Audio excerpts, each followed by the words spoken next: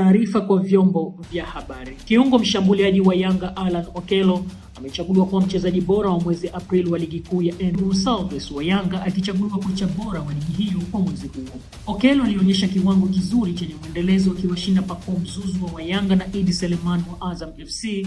Aliingia nao fainali katika mchakato wa tuzo za mwezi uliofanywa na kamati ya tuzo za shirikisho la mpira wa miguu Tanzania TFF. Mchezaji huyo alitoa mchango mkubwa kwa timu yake katika michezo mitatu aliyocheza mwezi huo, akifunga bao moja na kuhusika na mingine 6 kwa dakika 320 alizocheza. Kwa upande wa Pedro, aliingia fainali na Steve Barker wa Simba na Etienne Nairagiji wa TRA United.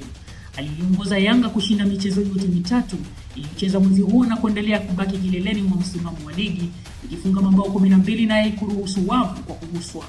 Yanga ilizifunga Tanzania Prisons 3-0, Mbeya City 6-0 na Pamba Jiji 0-3.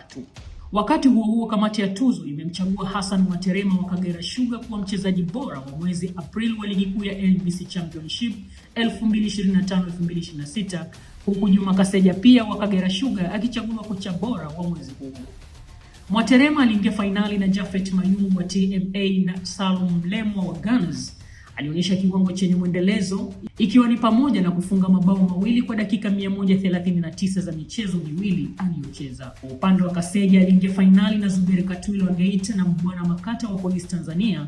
Aliongoza timu yake kushinda michezo yote miwili iliyocheza mwezi huo, ikiendelea kubaki nafasi ya pili. Pia kamati ya tuzo imeteua magoli matatu bora ambayo yatapigiwa kura na mashabiki ili kupata goli bora la mwezi la mashabiki.